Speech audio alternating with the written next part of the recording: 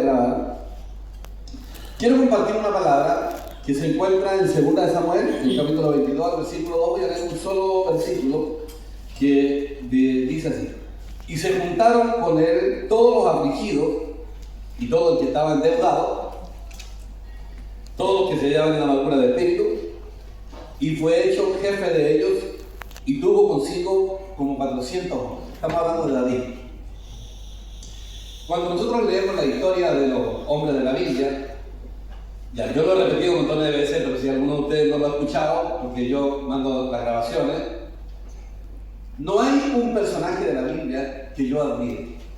Yo no admiro a David, no admiro a Abraham, no admiro a Moisés, y lo digo con sinceridad, porque uno siempre admiraba antes a los personajes de la Biblia. Yo no admiro a ninguno. Porque me di cuenta, a través de los años de experiencia, conociendo al Señor, leyendo su palabra, que ninguno de ellos tiene mérito personal. O sea, en el fondo, todas las personas que llegaron a hacer algo en la obra de Dios, se debió a que Dios trabajó con ellos desde el mismo día de su nacimiento. O sea, todo hombre, desde que nacen, hombres de Dios, hombres, cuando hablo de hombres me refiero a mujer también, ellos son tratados por Dios. Entonces, cuando vemos la vida de David, cuando vemos la vida de Abraham, nos damos cuenta que son personas que recibieron un trato de Dios para llegar a ser lo que son. Uno de los grandes engaños, pero ustedes me pueden malinterpretar con lo que voy a decir, pero lo vamos a aclarar. Uno de los grandes engaños que todo hombre de Dios que anhela servir a Dios y tener éxito en el ministerio, lo primero que le presta importancia es a la cantidad de oración que se debe orar. Eso fue por lo menos mi experiencia, y yo he conocido que todos los pastores le prestan atención a eso. Debes orar, debes levantarte muy temprano y debes tener oraciones diarias y todo eso.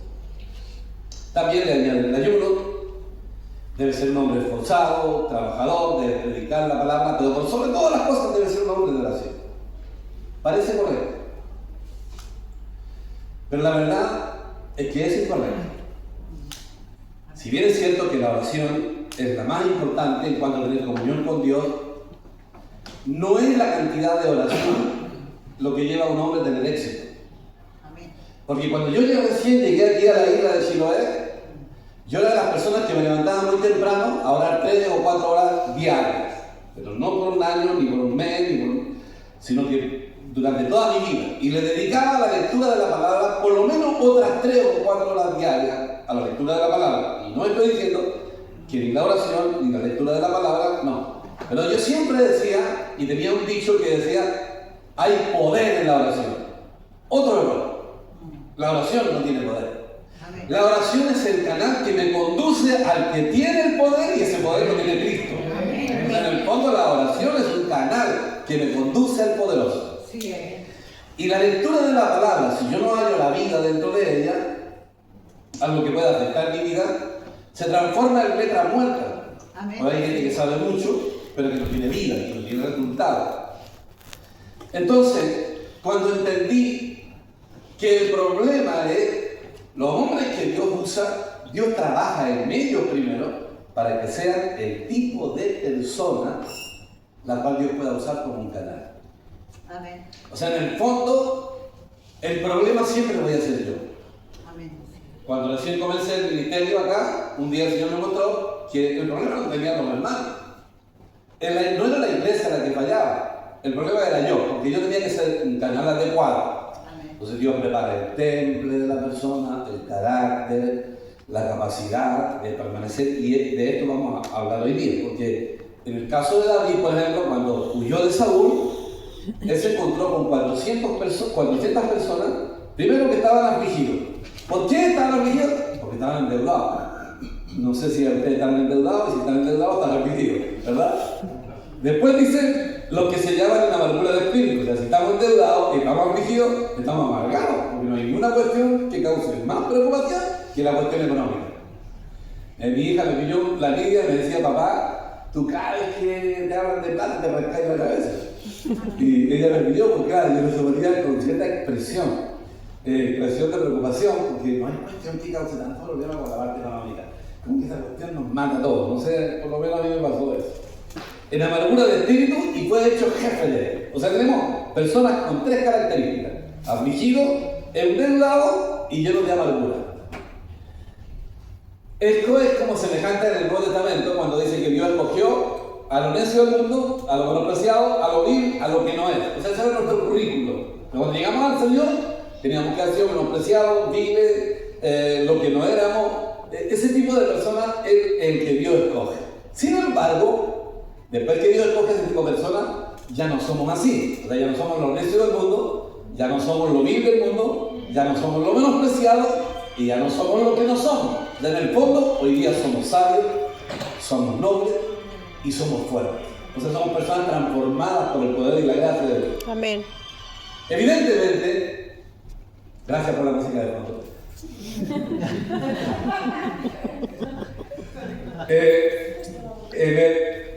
Las personas no llegan de la noche a la mañana a ser el vaso adecuado. O sea, hay un tiempo que nosotros pasamos en donde Dios trabaja con nosotros. Por ejemplo, en el caso de David, Dios lo trabajó desde su infancia. Lo fue trabajando, lo trabajó en muchas áreas de la vida. Y yo entregué este estudio a los jóvenes allá en el campamento. Él llegó a ser una persona preparada y a los 14 o 15 años él fue ungido como rey, pero no ejerció el reinado hasta que cumplió 30 años. O sea, todavía le quedaban 15 años más de trato de Dios. Entonces, en el fondo, cada uno de nosotros tiene que entender que Dios no viene a solucionar nuestros problemas, viene a tratar con el problema. Amén. Y el problema es de Dios.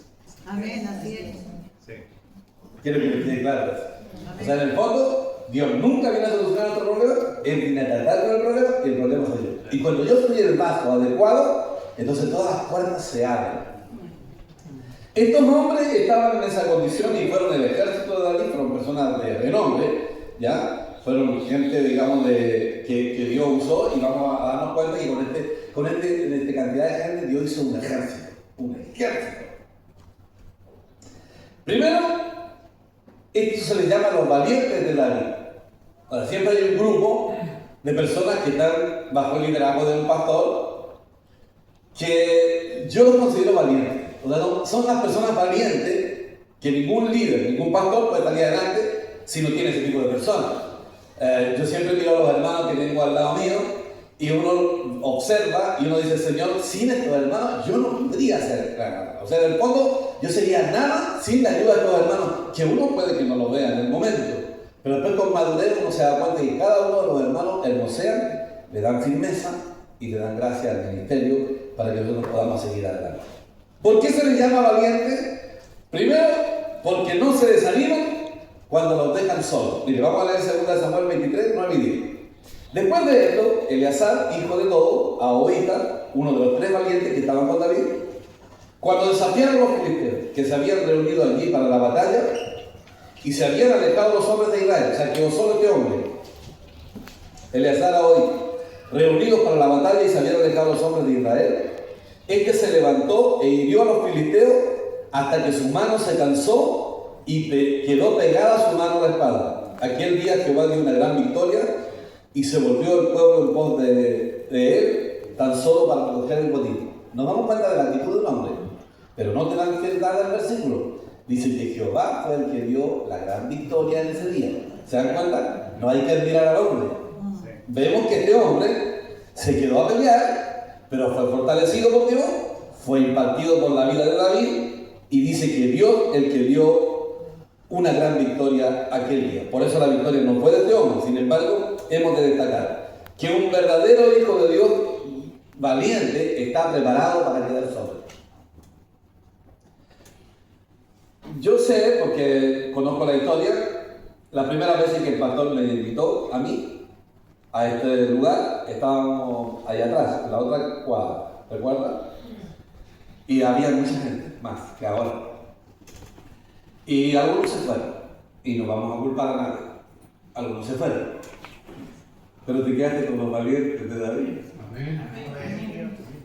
Y para Dios era lo mismo, porque Dios puede salvar con mucho o con poco y comenzar algo totalmente de nuevo. Pero quiero que entiendan una cosa: que todos los hermanos que se quedaron y que están acá presentes fueron los hombres que Dios eligió para que se quedaran a tu lado. Eso lo debemos tener claro.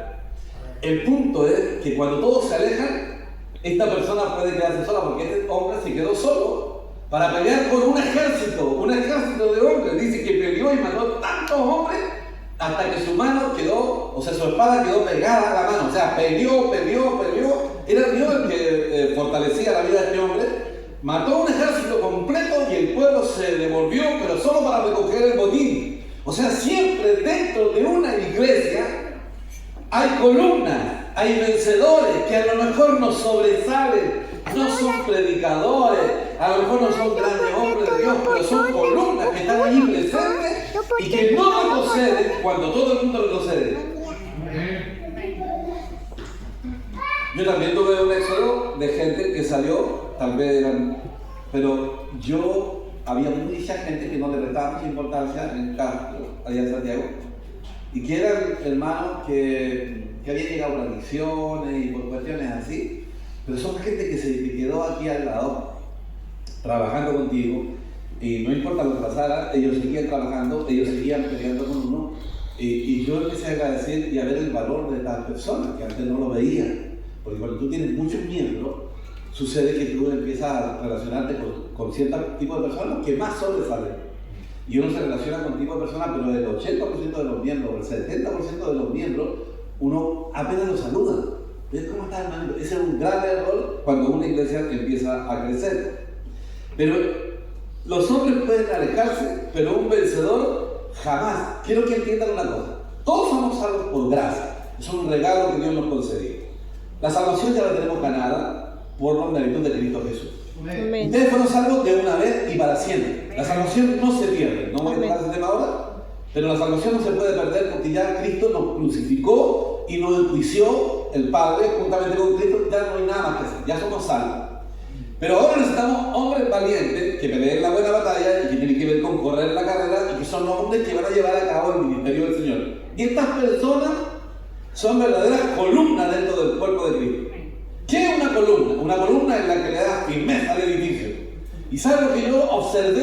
De que son hermanos que no importa cuántos años pasen, uno llega a la reunión y los ve y ahí están contentos, gozosos, saludando con amabilidad, saludando con alegría. Y son hermanos que verdaderas columnas pasan 4 meses, 5 meses o un año y uno llega a la iglesia y los encuentra ahí de nuevo, firmes, sólidos. No digo que no tengan problemas ni momentos difíciles, pero son verdaderas columnas que están ahí. ¿Cómo están, hermanos? Saludan con cariño, con alegría. Y pasan 2 años y pasan 3 años y los sigue viendo de la misma manera. Los vencedores existen cuando la iglesia corporativa ha bajado su nivel de espiritualidad, su posición. Cuando la luna brilla que representa a la iglesia, empiezan a brillar las estrellas. Y siempre es necesario que dentro de la iglesia tú digas: yo soy ese vencedor, que no retrocedo ante nada y que brillo en el tiempo de oscuridad, y que cuando la iglesia está grandemente probada, ellos siguen adelante avanzando. Amén. Se les conoce por su determinación, perseverancia, lealtad a su líder, que es un vaso escogido por Dios, y también se les reconoce por su valentía. O sea, en el fondo tienen que ser valientes, tienen que ser personas con decisión. Les voy a aprovechar de dar un dato que siempre lo doy. La primera vez que visité una iglesia era una iglesia metodista pentecostal. Yo fui solo. No fui con nadie porque yo andaba descarriado. O sea, yo no andaba descarriado, nunca había sido cristiano. Nadia se casó con un descarriado, conmigo. Dios la usó para que yo llegara al Señor, aunque ella no fue la que me predicó, pero los hermanos, cuando supieron que yo me había casado con ella, empezaron todos a orar que Nadia, la Judy, era una jovencita de 17 años cuando yo me casé con ella, se casó con una asquerosa mundana. Entonces todos los hermanos orando por mí y yo empecé a tener sueños conmigo. Cuando yo llegué a la iglesia así, pero lo que yo quería resaltar, porque voy a contar el testimonio, es que cuando yo llegué a la iglesia por primera vez, nunca había visitado una iglesia evangélica. Daban 3 gloria a Dios, los hermanos, tenían todo ese tipo de cuestiones. Yo hice todo lo que allí pidieron que se hiciera. Yo era como líder de una pandilla, de ellos el que me llevó era el sargento carabinero, también era parte de la pandilla, un sargento carabinero, Rafa Ramírez, que tenía como 31 años más o menos, y con él fue a la iglesia y yo: ya compadre, me dijo, y estábamos sentados en la última banca. Él era descarriado, él había sido acordeonista y él estaba conmigo ahí. Chuta, compadre, me decía, si nos vieran los cabros aquí que vivían, pero yo soy una persona de determinación. ¿Qué importa a mí que nos vean los cabros? Si yo estoy aquí por voluntad propia, yo estoy aquí porque sé que yo lo decidí. Ya, pues dijeron, demos 3 gloria a Dios. Yo voy a levantar la mano, dime 3 gloria a Dios. Demos 3 más, póngale 3 más. Ya. Que antes que te sentís, te vuelven a dar los 3 más. Y después, ahora vamos a irnos de rodillas. Yo me arrodillé. Y después llevamos a cantar el himno tanto. Y alguien nos pasó amablemente un himnario, que se dio cuenta que nosotros éramos ovejas nuevas, nos pasaron un himnario, yo canté el himno. Pero hermano, te prometo que tenía ganas de llorar cada vez que hacía cada cosa. Cuando dijeron, demos gloria a Dios, yo quería llorar. Cuando cantamos el himno, yo quería llorar. Cuando dijeron, arrodíllense, pero era algo que el Señor estaba haciendo con mi vida. Lo que quiero decir es que una persona no debe ser pasiva en una reunión, debe ser activo. ¿Me explico? Amén. Que el hermano levante la mano, si cantemos con gozo, cantemos con gozo. O sea, en el fondo yo tengo que tener una actitud, lo vamos a ver retomar. Lo podemos llamar columna, estos valientes de Dios lo usan en tiempo que la iglesia está siendo probada, ya lo dijimos. Era uno de aquellos hombres de valientes que acabamos, que conocía su posición en Cristo y la victoria de Dios sobre su enemigo. ¿Cómo lo supo? Si era un endeudado, si era un amargado de espíritu. Lo aprendió de sentir de David. A lo mejor ellos estaban ahí cuando David decía Goliat. Es demasiado importante que la fe se imparte, porque la gente te mira a ti cuando estás pasando por una prueba y te mira tu actitud. ¿Cómo tomas tú la prueba? ¿Es cierto lo que hablas? Es la vida en Cristo. Cuando yo tenía un año recién convertido, se enfermó gravemente nuestra hija que se iba a morir, que ya cumplió 45 años. Y varias personas, el pastor mismo me dijo, lo único que yo quería era verte a ti y mirar tu cara y saber cómo tomas esta prueba. En el trabajo también me dijeron, lo único que yo quería, la gente en conversa, quería saber qué actitud tenía. Entonces lo que quiero decir es que podemos llorar, podemos estar afligidos en un momento, pero la actitud no importa. No importa lo que pase. Entonces, estos hombres valientes de David, ellos tenían problemas, porque tenían claro quiénes eran ellos ahora en Cristo. O sea, ¿quiénes somos? Cuando yo logro entender quién soy, soy un hijo de Dios, escogido desde antes de la fundación del mundo. Que Dios me escogió dentro de todas las personas. No, que dentro de un montón de personas Dios nos escogió, pero después dentro de los cristianos también Dios me escogió. O sea, me escogió en el mundo para que yo sea su hijo. Y luego, cuando ya somos hijos de Dios, Dios me escogió aparte para un ministerio. Pero tú no puedes decir no tengo ministerio solo porque no eres el pastor de la iglesia. No, porque son personas, son columnas. Yo le digo a los hermanos allá en Santiago, y también lo decía cuando estábamos acá, ustedes adornan el ministerio que Dios nos ha dado. Sin ustedes yo soy nada. Son como las personas que le levantan los brazos al pastor cuando está en un momento difícil, de dificultad. Columna, no tienen que esperar tener un nombramiento ni un título. Allá en Santiago yo no nombro a nadie, ni doy título a nadie. Pero ¿por qué no me nombra anciano? ¿Por qué no me da este puesto? La vida se abre paso. Si eres un líder, la gente lo va a reconocer. Porque el solo se puede tapar con un dedo. Entonces, tiene un ministerio, ¿para qué quiere el nombramiento? ¿Para que se te infle el ego? Así es. No. Ahora, estos hombres habían visto a David y por eso le tenían lealtad también y habían visto cómo Dios usaba como un canal. La iglesia vencedora no mira la dimensión ni la multitud de los problemas, sino que lo que puede lograr en base a la victoria ganada por Cristo. O sea, en el fondo no vemos ¿saben para qué sirve la crisis? Para volvernos a Cristo. Señor, estoy atrapado. No tengo de dónde salir, no tengo fondo. Por eso dice, nunca sabrás lo que Dios significa para tu vida hasta que ese es el único sentido. No han estado en esa cuestión que nos dicen, no, aquí estamos perdidos. No tenemos ni una salida. ¿Cuál? La única es Cristo. Amén. ¿Y cuál es el problema para Dios? Si ya nos damos cuenta que Dios sabe lo que hace, Él lo permite. Mira, hermano, guárdate esto en el profundo de tu corazón, porque yo lo he guardado en mi corazón. Dios nunca quiere destruirte ni matarte. Dios quiere tratarte. Entonces cuando tú dices, es que aquí yo quedo acabado. No. Dios nunca acaba con un hijo.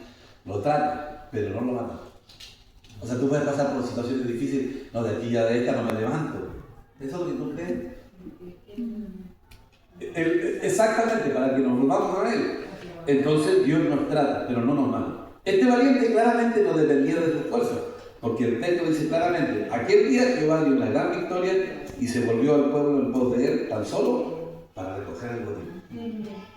Segundo, rápidamente, los valientes permanecen firmes a pesar de las circunstancias. En 2 Samuel 23, 11 y 12 dice, después de esto fue Sama, hijo de Aramita. Los filisteos se habían reunido en Leí, donde había un pequeño terreno lleno de lentejas.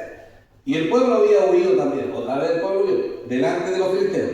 Él entonces se paró en medio de aquel terreno y lo defendió y mató a los filisteos, y Jehová dio una gran victoria. O sea, un hombre mata un ejército, pero termina el texto diciendo que fue el Señor el que dio la victoria. ¿Te das cuenta? Ahora, esto es semejante a lo que la iglesia hace. Siembra, riega, cultiva, y cuando está todo listo para cosechar, permite que el enemigo venga y se robe la oveja.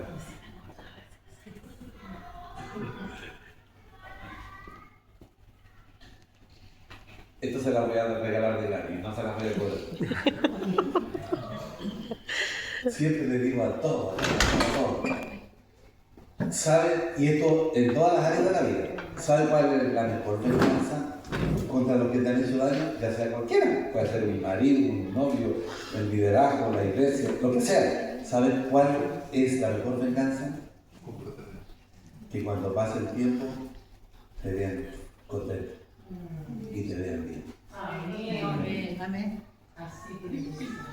Esa es la actitud. ¿Cómo estás? Bien, gusto de verte.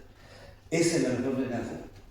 Cuando tenemos actitud es porque hemos entendido que mi vida, Gracias, Jesús, el ministerio está en las manos de Dios. Y nadie puede hacer de nadie que Dios no lo haya permitido. Así que no permitimos raíz de amargura en nuestro corazón. Para nada. amén. Este campo de lenteja puede ser algo pequeño, pero Sama lo defendió con determinación. Esto nos enseña que a los ojos de Dios ninguna tarea o lugar es demasiado pequeña para ser protegido o valorado. O sea, en el fondo debemos de valorar. Yo mencioné un montón de cosas prácticas para que ustedes digan, sí, pero ¿a qué se refiere, pastor? Bueno, aquí vemos. A veces sucede bien, a menudo, que las cosas pequeñas parecen tener un gran impacto en el mover de Dios. Aún recuerdo lo que un cristiano me dijo, aquí estábamos en Castro, ya en el último año casi. Cuando vio la iglesia tan hermosa y vio que todos los lugares crecían, él llegó, me dijo, pequeños detalles le han hecho hermosa a los ojos de Dios. No lo puedo olvidar. Él me dijo, él estaba fascinado por la iglesia. Teníamos una reunión, estaba coordinando un chico y estaba con los remolineros y todo. Y recuerdo que la iglesia estaba tan hermosa, estaba repleta. Y él estaba fascinado. Y él dijo, pequeños detalles. O sea, durante todo el tiempo que estuve, él se dio cuenta que pequeños detalles habían hecho grande a la iglesia. Yo se lo voy a mencionar. Ser amable. Esa es una cuestión que nos pasa en Santiago. Es que llegan y me tratan como si me conocieran siempre. Y los hermanos están todos pendientes del que llegó nuevo, porque están pendientes de la gente nueva. Y toda la semana llegan entre 8 o 10 personas nuevas. Entonces están pendientes de la gente nueva. Y van y los abrazan y los saludan, les piden el teléfono. No son invasivos. Porque una cosa es ser invasivo y otra cosa es ser amable. Ellos son amables, porque la vida se imparte pero no se impone. ¿Cómo están? Dios les bendiga, qué rico que están con nosotros. ¿Y cómo llegaron acá? Y algunos dicen, por Instagram. Y llega la gente y los trata con amabilidad. Son pequeños detalles, sean amables. ¿Cómo son ustedes? Ustedes fueron amables cuando llegué acá recién. Hasta un regalito por ahí nos dieron. Y nos tenían galletitas. Sí, por favor. Cuando este domingo llegó un joven que se iba a internar en un centro de rehabilitación. Lamentablemente no tenemos uno. Se iba a internar y un chico que estaba por la calle y todo, y lo tomaron. Y les dije, pasé adelante porque íbamos a orar, y le dije a todos, cuando él empieza a entrar empezamos a aplaudir. Y él empezó a entrar, yo iba así porque como Sí. abrí la puerta de España, empezó a entrar y todo Nadie lo conocía. y nadie lo conocía. Y él, yo decía, Señor, a lo mejor nunca, ni siquiera su nacimiento fue agradable. Ni siquiera una mamá, ni nadie estuvo a su lado para darle un abrazo, un beso, un cariño. Y él, un montón de personas, Todos se acercaban del pueblo. claro, un montón de personas que ni me conocen. ¿Y qué? Porque era un valiente. Valoramos los valientes. Uno dice, ah, no, pero es que yo estoy en el mundo, que yo... No, valoramos los valientes porque te paraste, viniste y estás acá. Y venía entrando y toda la valiente y todo. Y él, oramos por él y lo enviamos a ese centro de rehabilitación. Yo no me había dejado escribiendo bastante para que venga a verlo, pero ¿te das cuenta? Un pequeño gesto.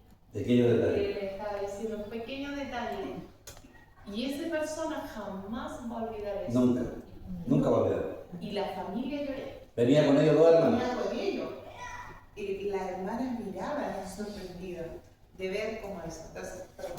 No, gracias. Amén. Ellos decían, La preocupación por el hermano nuevo, que lo que acaba de mencionar, el perdonar la ofensa con prontitud. Mire, entiende que nadie puede hacerte nada si Dios no lo permite. A uno que le hizo insultar, David dijo, ah, Jehová lo mandó para que me maldiga.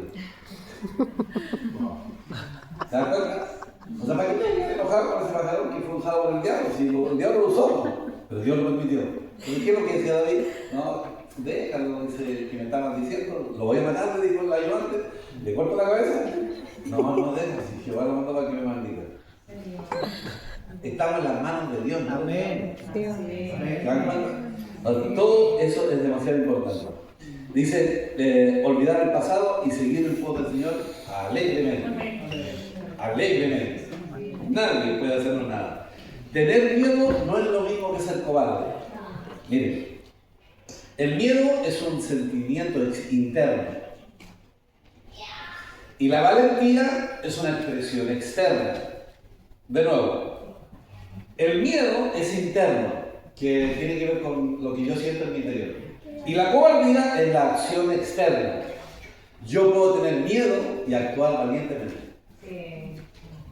A pesar del miedo que tengo, yo actúo valientemente. Entonces nosotros no actuamos de acuerdo al miedo que sentimos, porque todos somos seres humanos, podemos tener miedo, pero actuamos valientemente. Y todos somos valientes en actitudes diferentes, en áreas diferentes. Por ejemplo, una vez un hombre le dijo, tú eres tan valiente, te admiro. No, tú también eres valiente, solo que en otra área. Por ejemplo, yo puedo ser muy valiente en un área, pero puedo ser muy cobarde en otra.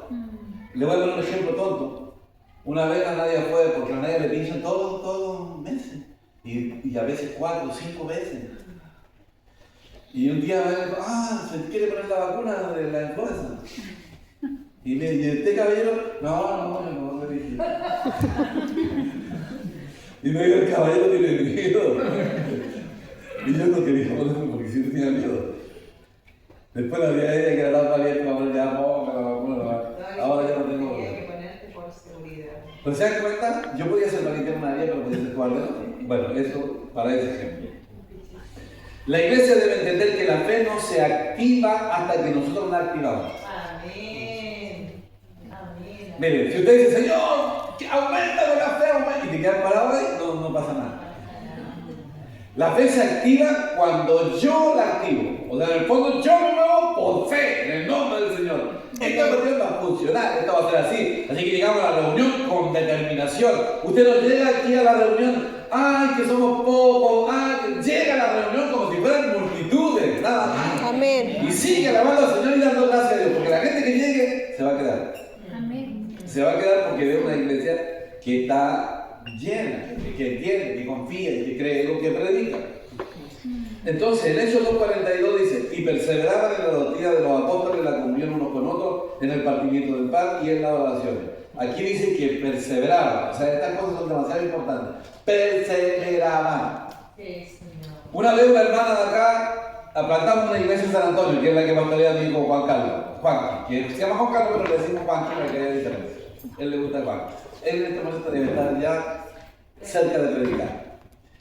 Entonces, Juanqui, plantamos esa iglesia ya.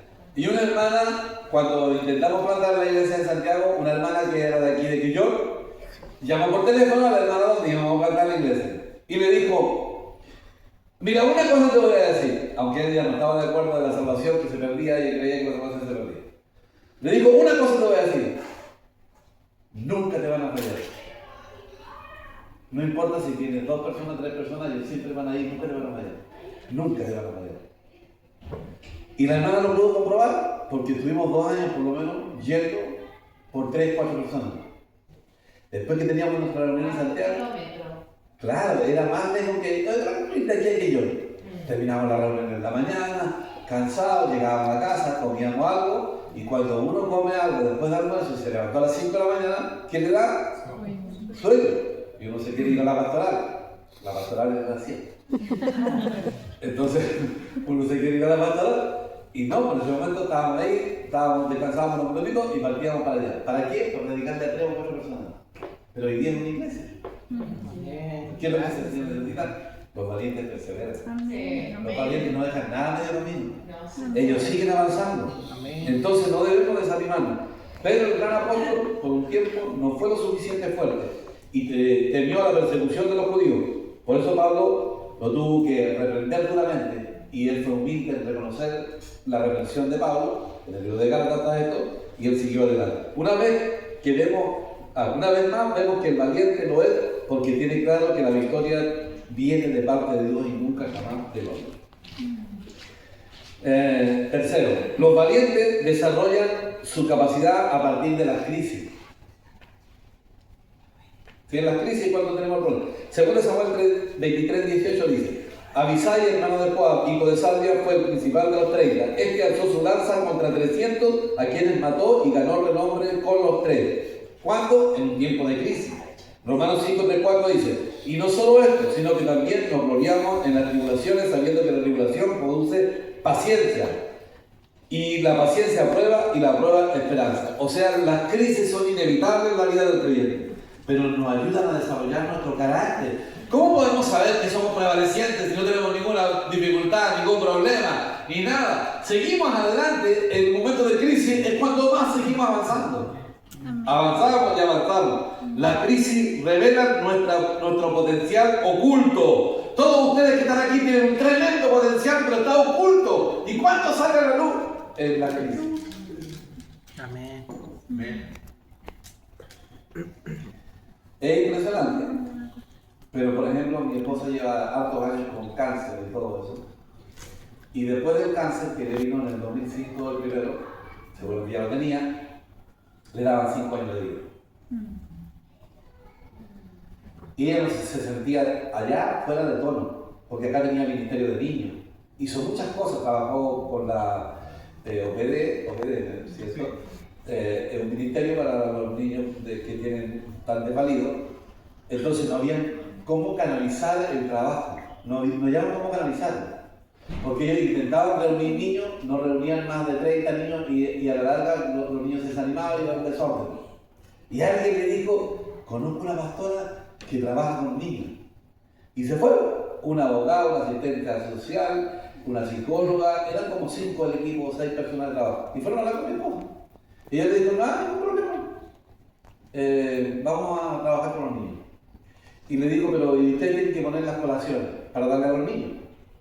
Ya le dijeron. ¿Cuántas colaciones quiere? Vamos a tener el evento aquí en Castro. ¿Cuántas colaciones quiere? 400. Y se pusieron a reír. ¿400 colaciones? Sí, 400 colaciones. Ellos se rieron y trajeron 200 colaciones. Porque nunca iban a imaginar que en realidad reunimos 600 niños. Y mi esposa agarró a la psicóloga, porque era la que estaba ahí presente, y le digo: ¿cómo es posible que ustedes hayan hecho esto? ¿Cómo le explico a esos niños ahora que no hay colaciones para ellos, cuando les prometimos colaciones? Una vez tenía un trabajo como de 30 hermanos, yo estoy hablando aquí con testigos, porque hay hermanos de testigos, sí, que se disfrazaban ellos acá y reunían a los niños, y reunieron ahí en el gimnasio como 600 niños, un equipo de trabajo, y ellos no podían creer. Lloraba la psicóloga. Entonces Entonces yo fui a hablar con la psicóloga y dijo, pero ya tranquila, si ya, bueno, vamos a ver qué se puede hacer, porque no sé cómo se solucionó el problema al final. Y la psicóloga dijo, ¿qué es esta pastora? Nunca va a querer trabajar con nosotros. Imagínense, una funcionaria del gobierno tenían miedo de que alguien de la iglesia cristiana evangélica nunca más fuera a participar con ellos. Bueno, después seguimos participando de actividades. En Quellón, en Keilen también, y aquí en Castro y otras partes donde se realizaron eventos por medio de la obediencia. Entonces, a lo que yo voy. Chiquitito, porque entienden Sí. que enseñamos los derechos del niño. Los derechos del niño. Esa era la idea. Que entre medio de todo canto cristiano le enseñáramos los derechos del niño. Lo que quiero decir es que tú tienes tremendo potencial en tu interior. ¿Y cuándo sale a luz? En los tiempos de crisis. Sí. Y de a poco. Y gradual, porque todo es gradual. Tú no llegas a ser de la noche a la mañana. Pablo nos dijo, ya no vivo yo más, Cristo vive en mí de la noche a la mañana. Por lo menos pasaron más de 20 años antes que el apóstol Pablo llegara a decir, ya no vivo yo más, Cristo vive en mí. ¿Se dan cuenta? O sea, un árbol, buen árbol, no crece de la noche a la mañana. Los hongos crecen de un día para otro y se mueren al día siguiente. Las crisis nos obligan a depender de Él y a hacerlo. Descubrimos lo que Pablo dijo, lo que la gracia se muestra mejor en la debilidad. O sea, en el fondo, en un momento difícil, de dificultad, entendemos que la gracia se muestra cuando soy débil. Cuando yo digo ya no puedo con esta iglesia, ya Señor, se me acabó la fuerza, la energía y todo. Señor, solamente me vuelvo a ti. Ahí es donde la cosa empieza a funcionar. Antes que David enfrentara a Goliat, tuvo que primero enfrentar a un león y a un oso. Esto fue una preparación. O sea, cuando David iba a matar a Goliat, ya había matado a un león y un oso ya había sido ungido. O sea, todas estas preparaciones. Aún cuando no eras creyente, Dios usaba tu vida y después uno dice, era Dios que me estaba preparando. Amén. ¿Te das cuenta? O sea, en el momento de crisis es cuando salimos adelante. Cuando superamos una crisis con fe, inspiramos a quienes nos rodean. Eso fue lo que pasó con los valientes de David. Él superó crisis y los valientes que estaban a su lado fueron influenciados por la vida de David. Nuestra historia es un testimonio de esperanza para otros. Los 3 valientes de David vieron o supieron de cómo David venció al gigante. Yo no conocía al pastor Insulza. Él me invita a todos, estaba acá, él sabe ya que voy a venir, Juan Carlos de la Verdad. Pero ¿sabes lo que me gusta de él? Él es un hombre humilde. Y él hace algo que yo tuve que aprender también, es honrar a los hombres que nos precedieron. Porque todos los hombres nos paramos sobre los hombros de alguien. O sea, en el fondo, el hombre que tiene éxito es porque se paró sobre los hombros de otros que estuvieron. Y a lo mejor no tenían la sabiduría ni la habilidad que tuvimos nosotros, pero igual nos paramos sobre los hombros de ellos. O sea, no hay nadie que haya sido grande sin que se haya parado sobre los hombros de otros. Todos somos algo por lo que otros nos dejaron. Y eso yo siempre lo he admirado en él, ha tenido esa humildad de poder reconocer. Por eso yo con gusto vengo, cada vez que él viene me invita y no le puedo decir que no. Y ahora ya como hay razón, Dios mío. Ellos son hijos. Los valientes cumplen las metas encomendadas a su Señor en su vida, llegando hasta el final y no dejando trabajo a medio. Estoy ya casi terminando. Último punto. Devoción, valentía y humildad. En 2 Samuel dice, David dijo con vehemencia. David estaba en una parte alta, estaba arrancando de Saúl. Y la parte de Belén estaba tomada por los filisteos. Y nos pasa lo que nos pasa a todos, que es la nostalgia. Porque cuando recorremos estas calles, y decimos, Dios mío, vivimos acá, fuimos de acá, y no podemos creer que nos fuimos. Y David estaba en esa misma condición. Y David suspiró y dijo, ¿quién me diera de beber del agua del pozo de Belén? Pero lo dijo así como un suspiro. Pero los valientes estaban escuchando. Y sin que David lo tuviera, 3 de ellos bajaron y rompieron ahí, arriesgando su vida. Y tomaron del agua y se la llevaron a David. Y se la entregaron. David no se atrevió a tomarla, porque eso lo hubiese enaltecido. Y dijo, yo no voy a tomar el agua a costa de la vida, del peligro de la vida de estos hombres. Así que tomó el agua y la vació y se la ofrendó a Dios. O sea, no recibió tan grande gloria. Pero aquí rescatamos más de una cosa. Primero, la lloranza de David delante de Dios. El suspiro de David lo escucharon hombres de Dios. Entonces los hombres de Dios están cerca del corazón de Dios y saben lo que Dios quiere, qué es lo que Dios anhela. Cuando yo me inicié en la iglesia del pastor Alejo, que murió hace un par de años, un año pasado, antes pasado, yo recuerdo que en la iglesia había mucha necesidad. Y yo llegaba y veía que siempre los hermanos hablaban de que la iglesia estaba decaída. Y yo empecé a sentir la necesidad de Dios. Señor, envía hombres. Y el Señor habló en mi corazón, prepárate tú. Entonces, cuando vemos la iglesia, no pensemos en otras personas. Si Dios te muestra a ti, piensa que tú eres ese canal. Eres un vaso escogido de Dios para llevar a cabo la obra del Señor. 4 valientes, 4 características. Que la gracia del Señor pueda permitir que esta palabra haga algo en sus corazones. Amén. Y deben entender que por algo Dios los tiene aquí en esta isla. Y nosotros con Nadia ya nos comprometimos y de todo vamos a estar siempre cerca de ustedes. Castro Alto, Castro Bajo, y que yo y todos aquellos que tengan necesidad de Dios. Amén. Nunca sabremos el alcance que tenga la obra de Dios. Yo estaba compartiendo un hermano, pero no lo voy a compartir porque no lo voy a alargar más. En otro momento lo voy a hacer, el alcance que tuvo la obra de Dios. Y con la mamá de Joy, de Johanna, que ella fue una mujer que nos llevó a la isla de Chao, y yo he visto el alcance de esa obra, pero lo vamos a hablar en otra ocasión. Amén. Que la gracia del Señor sea con todos ustedes. Amén. Dios les bendiga.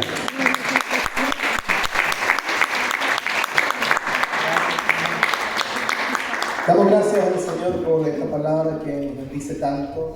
Glorificamos al Señor y quiero que tengamos un tiempo para alabar al Señor. No hay nada más rico que alabar al Señor, nada más delicioso y deleitable que adorar al Señor. Póngase de pie, por favor, un instante.